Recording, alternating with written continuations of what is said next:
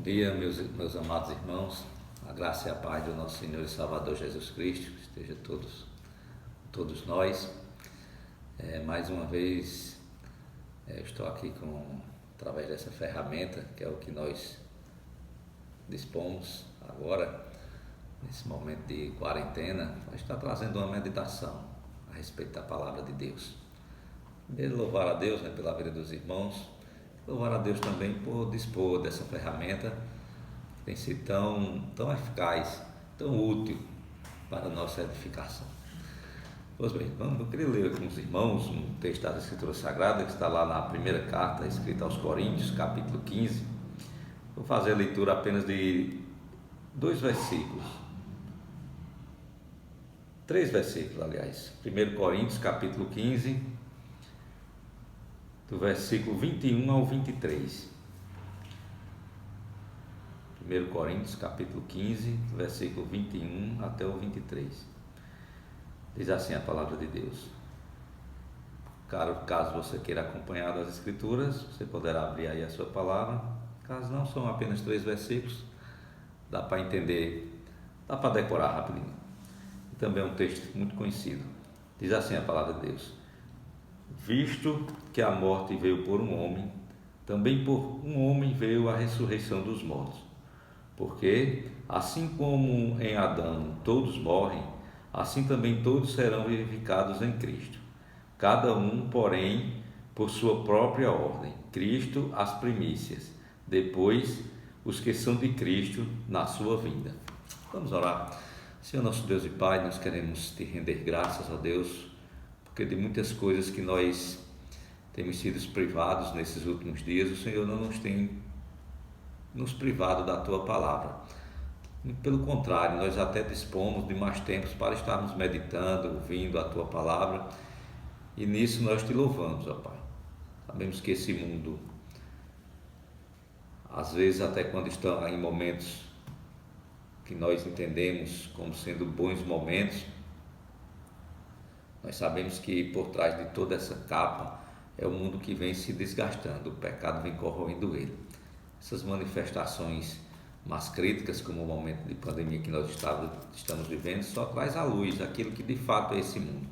Não só apenas do aspecto sanitário, mas quando nós vemos toda a guerra política, a midiática, tudo que está envolvendo essa pandemia, nós temos uma visão um pouco mais acurada daquilo que a Tua palavra fala sobre esse mundo, de forma que a nossa esperança, a nossa confiança está em Ti e naquilo que o Senhor revelou nas Suas Escrituras. Por isso nós louvamos ao Senhor por ter à nossa disposição.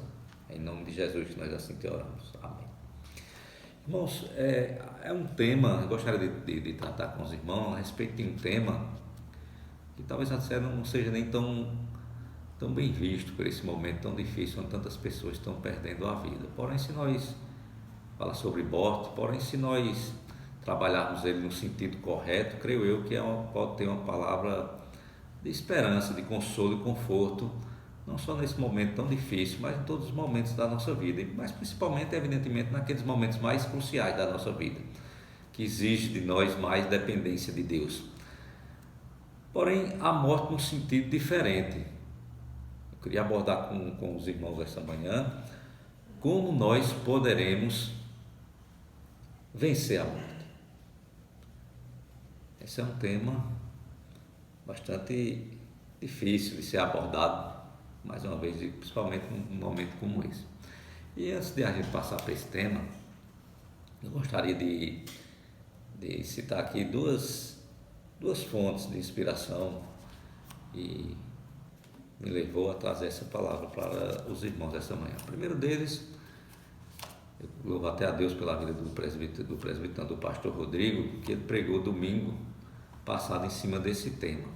E algumas coisas que ele falou serviram de inspiração, além de alimentar muito o meu espírito, serviram de inspiração para tratar sobre esse tema.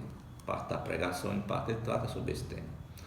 Segunda coisa que também me motivou, me estimulou, eu já vim com o pensamento de tratar sobre esse tema, foi até ontem à noite, quando eu estava vendo uma publicação de um médico de Campina Grande que esteve internado lá no Hospital Pedro I, estava de tratamento dessa doença, do Covid-19, e em um determinado momento ele começa a relatar um pouco da sua experiência diante de um quadro que está no momento em que ele se agravou, e ele fala um pouquinho a respeito daquele momento de desespero que ele passou, e aquilo vinha de alguma forma afetando ele muito negativo, psicologicamente, emocionalmente. Em um determinado momento ele relata ele lá que ele disse que lembrou-se de algo que, segundo ele mesmo relata, né? O que a morte poderia fazer com ele de pior era levá-lo para os braços de Jesus. Então nós temos que ter essa convicção. Por isso que eu entendo o seguinte, que nós precisamos ter um conceito, um entendimento muito claro e que traga consolo a respeito da morte e não algo que venha a nos causar desespero. Bom, o texto que nós lemos aqui, o assunto é a ressurreição de Cristo. O apóstolo Paulo, ele, quando está tratando sobre esse assunto da ressurreição, ele trata a morte como sendo o último inimigo a ser vencido e que o será na vinda de Cristo. Quando ele fala do último inimigo, evidentemente ele está relatando que há outros inimigos que nos afetaram ou que nos afetam. E nós sabemos bem que nós temos 3 inimigos cruciais. Digo nós, o povo de Deus. Nós, como povo de Deus, como Igreja do Senhor Jesus Cristo, nós temos muito claro na nossa vida, na nossa experiência de vida, esses 3 inimigos presentes na nossa vida. Primeiro deles, Satanás. Segundo dele, o pecado. E por fim, esse último que o apóstolo Paulo cita aqui, a morte. E uma pergunta que surge aqui para a gente, antes de nós adentrarmos nesse inimigo, que nós vamos pautar bem a nossa palavra tratando sobre esses 3 inimigos. Se nós pensarmos direitinho, é uma coisa interessante, que quando nós olhamos para a igreja primitiva, principalmente após a ressurreição de Cristo Jesus, nós nos apercebemos que aquelas pessoas, principalmente aqueles discípulos, aqueles irmãos daquela igreja, eles não temiam a morte. O próprio apóstolo Paulo, ele diz que o morrer para ele era lucro. Nós percebemos que Estevão, no momento que estava sendo apedrejado e foi até a morte, havia um semblante de satisfação na vida dele, naquele momento, não de desespero. Nós também ouvimos relatos a respeito de cristãos dos primeiros séculos, aqueles que eram levados para arenas, onde animais iriam devorá-los, que também não havia sentimento de desespero nele, muito pelo contrário, havia um sentimento até de louvor a Deus por estarem morrendo por amor a Cristo. É curioso que nós vemos outro detalhe interessante, é que os hinos, as músicas, principalmente não os hinos mais recentes, mas as músicas do Inário, que o pastor Fábio Bernardo tanto nos instruiu aqui na nossa quarta igreja a ouvi-los, eles caminham para um desfecho de gozo total, mas que esse caminho, esse gozo total, ele passa pela morte. Raramente você vai pegar um dos cantos do Inário, que nós estamos cantando na igreja, que ele não tem esse desfecho. E eles faziam isso, era o ápice, a satisfação deles era saber que no final de toda uma jornada eles iriam encontrar com Cristo Jesus, mesmo que tivesse que passar pela morte. A nossa igreja, a nossa geração, a gente vê algo diferente. As pessoas hoje elas têm um receio profundo, não gostam nem de tratar a respeito desse assunto. É um assunto meio que ignorado dentro da igreja, ou pelo menos não é muito bem visto. Nós poderíamos ter alguma explicação para esse texto, até na própria pregação que o Rodrigo traz. Ele fala um pouquinho a respeito de como o pessoal, principalmente lá do Império Romano, eles encaravam a morte, e como a nossa geração, e fazendo um contraste entre uma e a outra, a nossa geração hoje ela é caracterizada por essa ignorância, ignorar que um dia nós haveremos de morrer. As pessoas, fazemos parte de uma geração, e aí não só crentes, que as pessoas têm tido um cuidado com a saúde, com o corpo, e até o próprio Rodrigo trata bem disso na pregação. Depois se você quiser ver, está lá no YouTube da Igreja do Jardim. Ele fala bem disso, de que por trás disso também não está só cuidar do corpo, que sim nós devemos cuidar, mas uma forma também de ignorar, através de manter uma saúde física adequada, ignorar que um dia, por mais cuidado que nós teremos, esse corpo haverá de definhar e nós inevitavelmente haveremos de um dia nos deparar com a morte.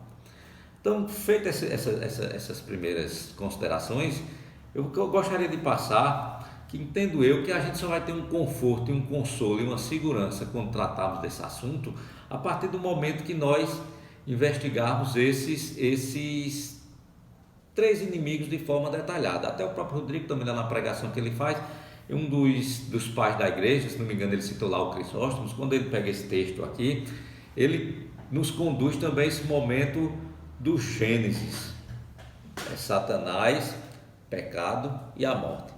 Pois bem, nós vamos tratar sobre o primeiro inimigo, Satanás. É bom que nós entendamos que, muito embora nós o tratemos como nosso inimigo, Satanás como sendo nosso ferrenho adversário, nosso ferrenho inimigo, nós devemos entender que antes de ser nosso inimigo, ele é inimigo em primeiro lugar do Deus Criador, do Deus Pai, do Deus Filho e do Deus Espírito Santo. Nós recebemos essa oposição por parte dele por tabela, porque na verdade ele se opôs primariamente ou primeiramente ao Deus Criador de todas as coisas, ao Deus sustentador de todas as coisas, ao Deus provedor de todas as coisas. É esse entendimento que nós temos quando nós olhamos para as Escrituras Sagradas. Perceba que assim que Deus cria aquele primeiro casal, o que é que Deus faz? Deus coloca Adão como sendo o nosso representante, o nosso cabeça. A ideia de cabeça é de que ele seria o nosso representante. E essa ideia de cabeça, de representante, de que aqui Deus coloca Adão é apenas sombra do nosso verdadeiro representante. O nosso verdadeiro representante, aquele quem Deus colocou como cabeça da sua igreja desde a eternidade, foi Cristo Jesus, do qual Adão, naquele momento, ele se tornou uma sombra, uma figura do verdadeiro representante que Deus colocou sobre o seu povo. Veja bem que Satanás, esse primeiro adversário, então, ele de forma sorrateira, de forma astuta, de forma até diria covarde, ele tem o objetivo de destruir, de investir contra aquele que era o cabeça da igreja, muito embora ele vá logo de forma sorrateira, alcançando esse objetivo através daquela companheira que Deus havia colocado. Muito bem, ele conseguiu o seu alvo, o seu objetivo, o seu propósito. Ele conseguiu fazer com que aquele que é nosso representante, ele caísse. Ele pecou, ele desobedeceu o seu Criador. Porém, nós precisamos entender logo em seguida o que é que o texto de Gênesis relata, o que foi que Satanás provocou em Deus a partir desse ato dele, quando ele fez com que aquele que era sombra daquele que é o nosso verdadeiro representante, foi tentado e caiu. Na verdade, logo a seguir nós vamos perceber a promessa da vinda do verdadeiro, daquele que é o nosso verdadeiro representante, daquele que é o nosso verdadeiro cabeça. Então, quando nós olhamos para a história do Gênesis, nós vamos perceber que o que Satanás fez com o seu ato covarde, mais uma vez repito, sorrateiro, cruel, foi causar essa reação em Deus, esse propósito de Deus, que ele já havia estabelecido na eternidade, e que Adão era apenas sombra ou figura desse nosso fiel representante, com a ação de Satanás em conduzir o primeiro, aquele que era sombra, promover a queda dele, ele automaticamente provocou essa reação em Deus de trazer à tona a vinda daquele que de fato era o nosso representante. Nós precisamos olhar por esse ângulo. Nós precisamos olhar que o mal que Satanás intentou, Deus transformou em bem.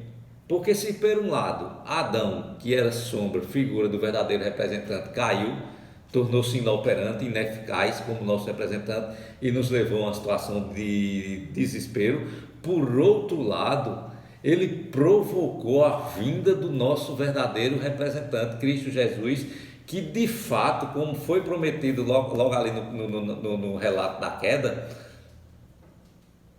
veio a encarnar aproximadamente 2000 anos atrás. A promessa de Deus, que Deus fez, quando Satanás induziu e conduziu o nosso primeiro representante à queda, se confirmou, se consumou na vinda de Cristo Jesus. Olhando por esse ângulo, meus irmãos, nós podemos perceber de fato que o mal que Satanás intentou contra o povo de Deus, Deus transformou em bem com a vida de Cristo. Se outrora nós tínhamos um representante que era só símbolo ou figura, por conta, né, dessa ação maléfica de Satanás, agora nós recebemos o legítimo representante do povo de Deus, Cristo Jesus. E é bom que a gente entenda isso perfeitamente, porque nós não podemos ficar apenas no relato lá. Se o primeiro representante caiu, nós precisamos compreender toda a luta que Cristo Jesus travou nos seus 3 anos, ou em todos os seus anos de ministério terreno, confronto que ele teve direto com esse inimigo. E nós percebemos o seguinte, e aí é importante a gente ver isso, que esse inimigo de Cristo, e por tabela inimigo da igreja de Cristo, ele foi derrotado por Cristo Jesus.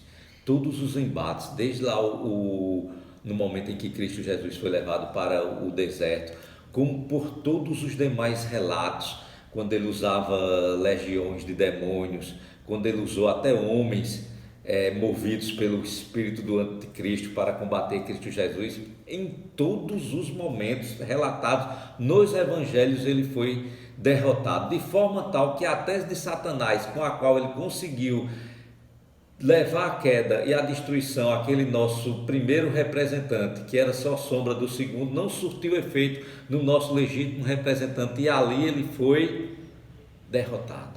E essa derrota de Satanás, ela tem um significado muito importante para as nossas vidas. Essa derrota de Satanás significa que ele perdeu o controle que ele tinha sobre a raça humana, que ele conquistou no momento que ele induziu aquele primeiro nosso representante à queda. Ele perdeu esse controle.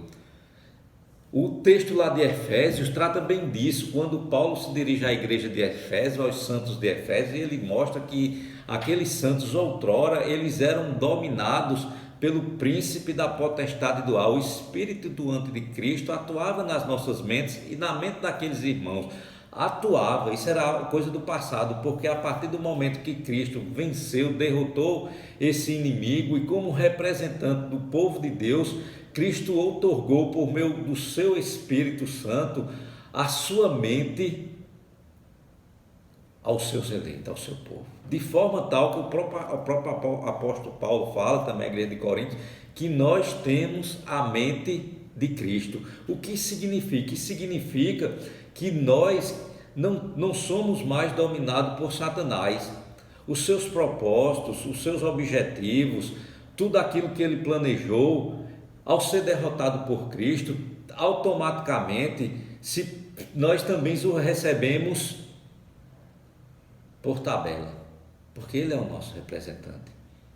Hoje nós já não somos dominados, a nossa mente ela já não age, a nossa vontade, os nossos pensamentos, eles já não são dominados por Satanás, eles são dominados por Cristo, porque no momento em que Satanás derrotou Satanás, no momento em que Cristo derrotou Satanás, a consequência disso para nós foi que nós recebemos a mente de Cristo. Da mesma forma como Satanás, quando derrotou Adão, imputou a sua mente, o seu pensamento, a sua vontade ao nosso representante e por tabela alcançou toda a raça humana, da mesma forma Cristo, quando derrotou Satanás, automaticamente a vontade de Satanás foi suprimida da nossa vida, e no lugar dela nós recebemos uma mente que está habilitada e capacitada a ser guiada não pela mente de Satanás, mas pela mente de Cristo. É por isso que esse inimigo ele já foi derrotado das nossas vidas. Nós podemos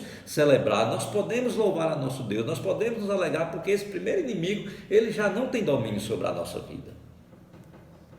É nesse ângulo que nós precisamos olhar. Segundo inimigo que nós também temos é o pecado. Como consequência daquela mente perversa que Satanás introduziu no primeiro casal, eles de imediatamente perderam aquela condição pura, o qual Deus criou, havia os criados.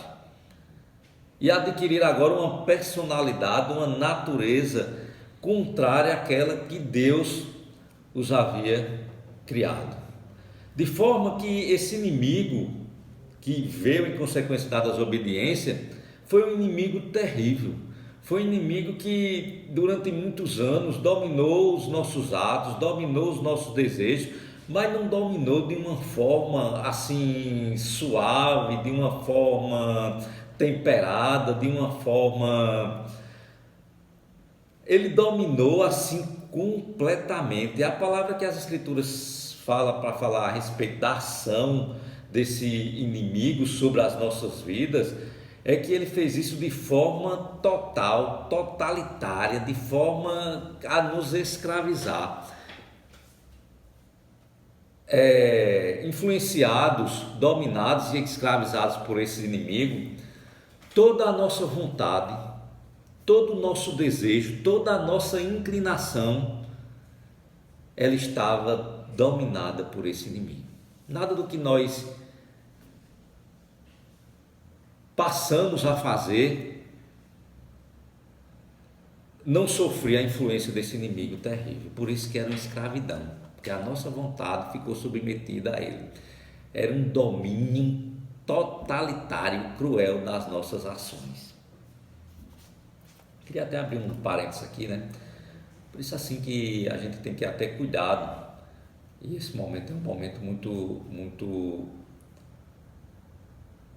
que esse tema está vindo sempre está vindo muita discussão, é a respeito de como tem sido afetado as liberdades individuais nesses dias de pandemia, como pessoas estão se mostrando totalitárias, impedindo pessoas de até fazer exercícios de forma isolada, sem nem oferecer nenhum tipo de risco. E a gente tem visto na história da humanidade que sempre que o ser humano age de forma totalitária, os prejuízos são sempre muito danosos. Então a gente tem que ter muito cuidado para não defender esse tipo de comportamento totalitário, porque isso reflete muito bem o que o pecado fez.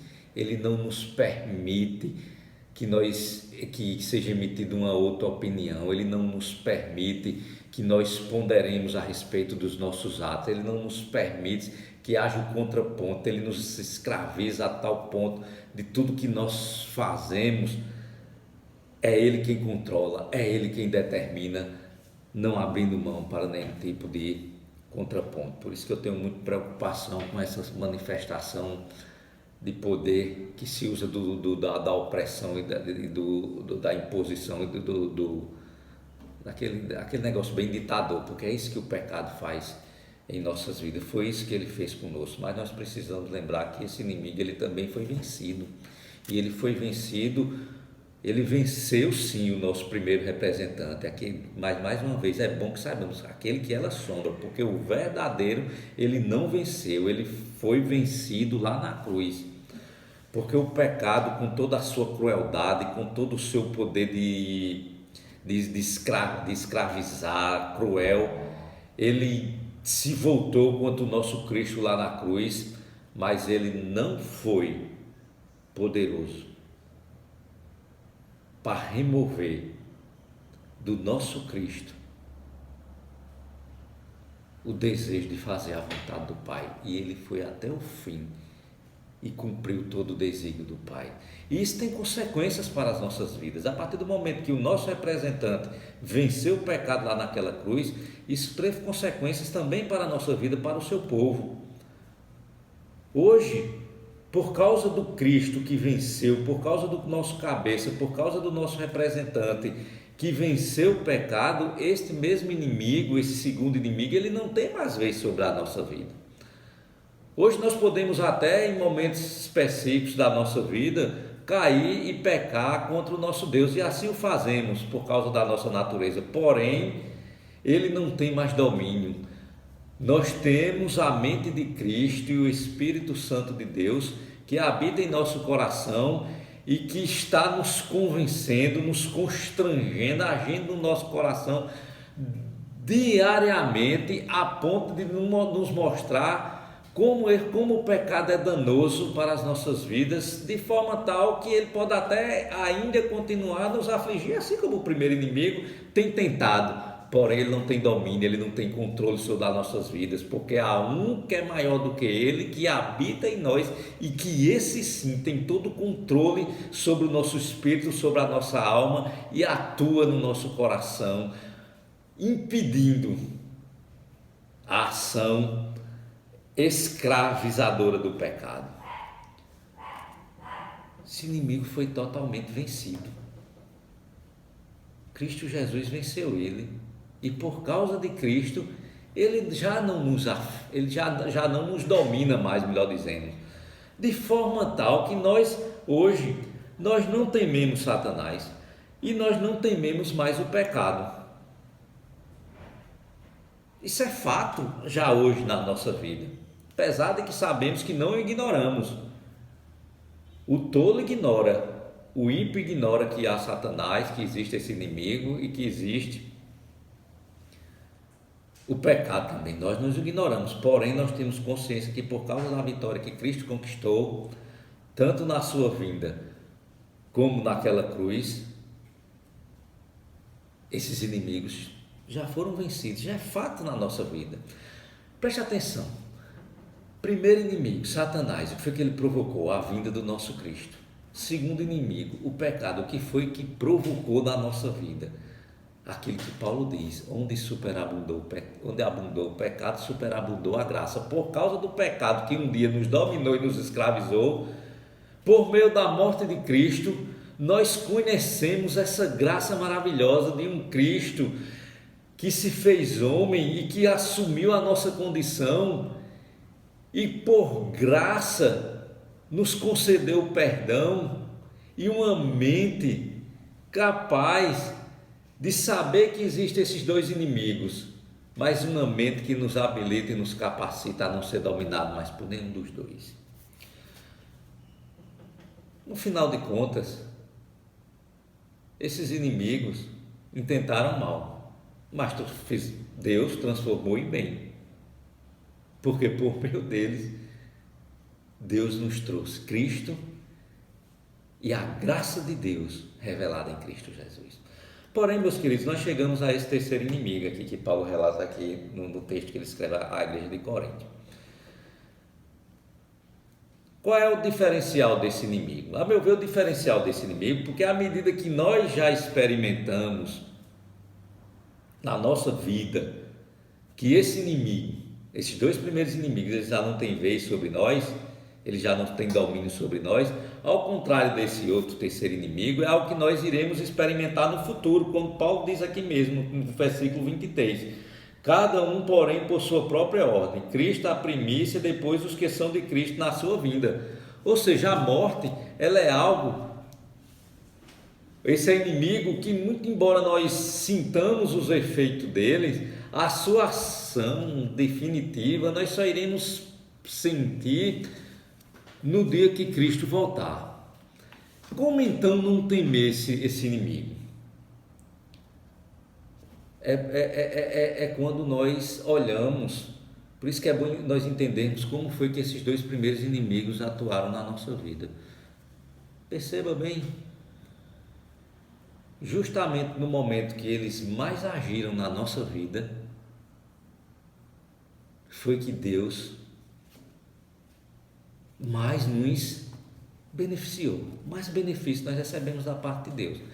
Foi justamente no momento em que esse primeiro inimigo induziu o primeiro casal à queda, que nós passamos a tomar conhecimento que o nosso verdadeiro cabeça haveria de vir.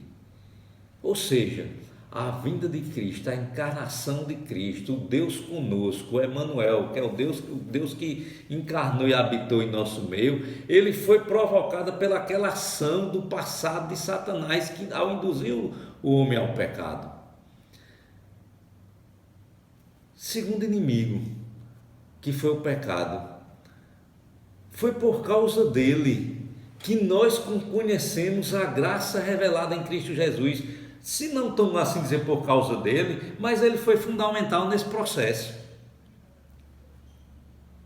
E esse terceiro inimigo?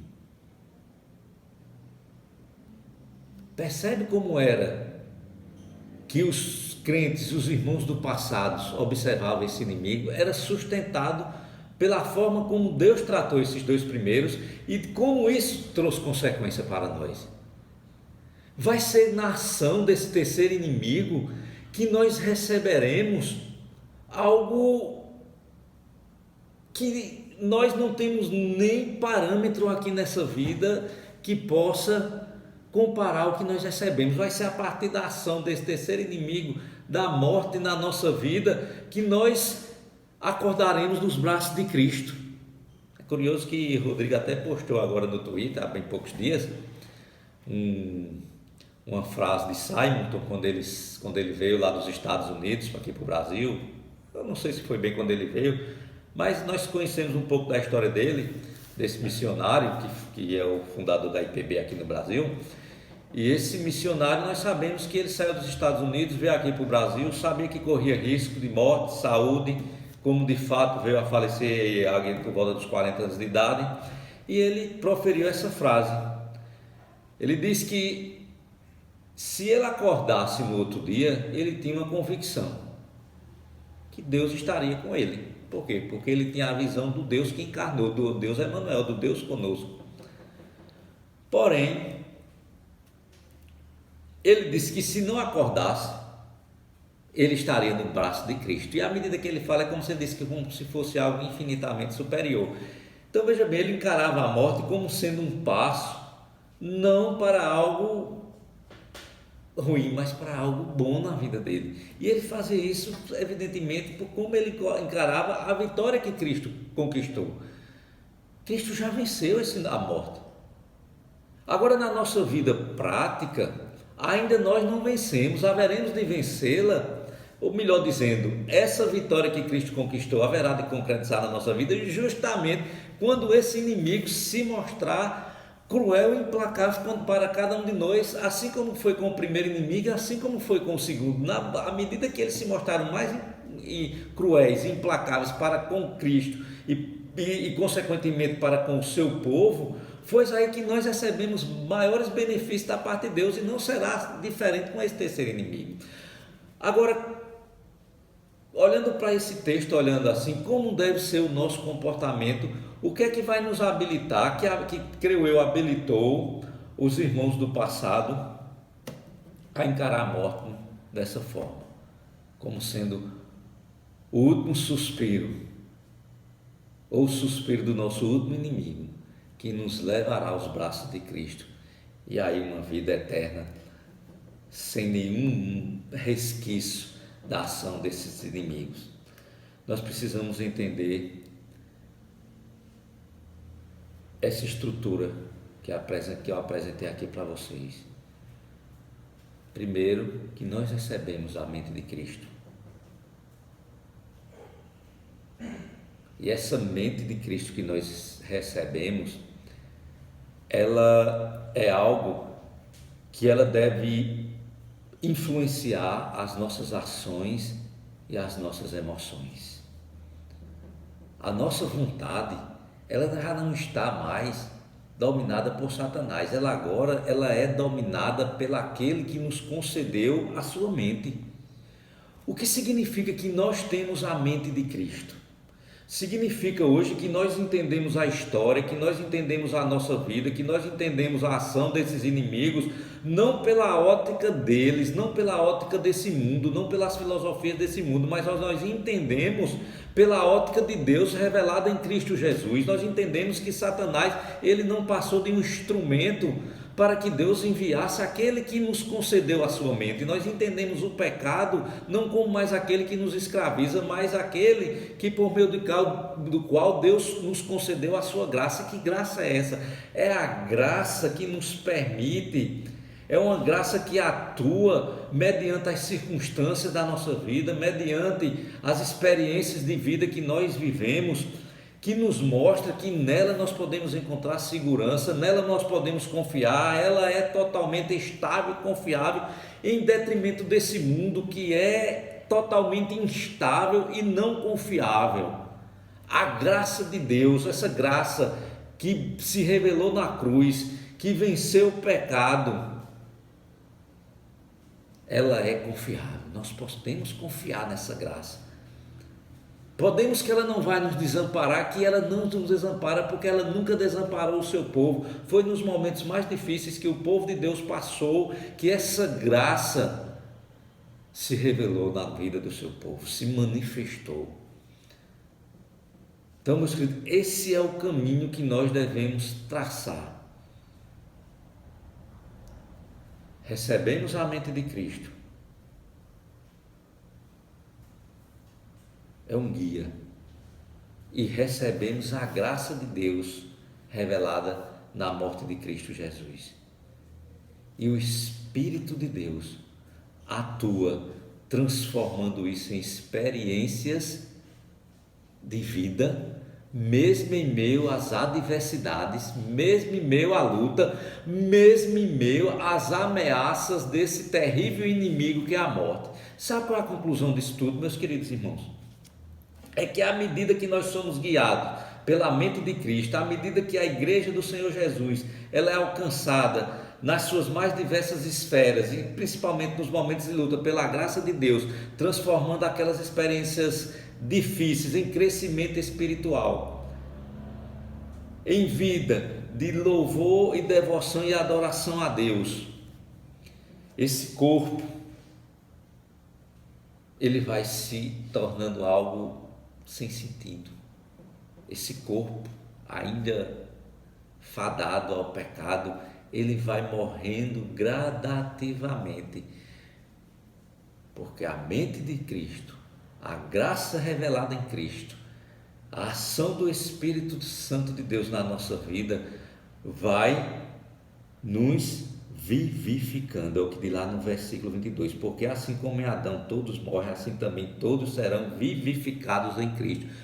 Nós estamos sendo vivificados em Cristo, e automaticamente nós entendemos que esse corpo fadado à corrupção e ao pecado, ele vai morrendo de forma tal que no dia que Cristo voltar, esse corpo já não mais nos interessa, porque haveremos de ganhar um corpo glorificado. E pasmem, sabe quem vai consumar isso? Esse nosso terceiro inimigo. Será um instrumento na mão de Deus, aquele de que tanto nós tememos, aquele que nós tanto ignoramos. Ele será um instrumento final pelo qual Deus vai nos livrar desse corpo de uma vez por toda corrompido e nos sujeito à corrupção, e nos dará um corpo incorruptível. Essa é a nossa jornada. Essa é aquilo que nós tanto almejamos. Era isso que os crentes do passado tanto almejavam, da igreja primitiva, dos crentes da reforma protestante. Por isso que eles não temiam a morte, porque eles sabiam perfeitamente que a morte era o último suspiro desse trio de inimigo que tornam-se um só, e que era o início, um recomeço de uma vida que em parte já nos experimentamos aqui, em parte, mas haveremos de experimentar integralmente quando esse inimigo, assim como foi cruel com o nosso Cristo, assim como levou ele para aquela cruz, mas não segurou porque ele ressuscitou, fará conosco. Só que o bem, o mal, melhor dizendo, que ele tanto tem tentado contra nós, Deus transformará em bem, assim como foi em Cristo, por causa de Cristo. Percebe, meus irmãos, quando nós olhamos para as Escrituras, nós não precisamos temer, mas ansiar com alegria, com fé, com gratidão, com adoração. Esse dia será um dia glorioso. Que Deus uso esse breve vídeo para alimentar o nosso espírito e a nossa alma de forma tal que nem Satanás, que já não nos domina mais, nem o pecado, que já não nos escraviza mais, nem tampouco a morte, que ainda haverá de nos alcançar, possa tirar a nossa paz, nem a nossa alegria, em nome de Jesus. Amém. Que Deus nos abençoe.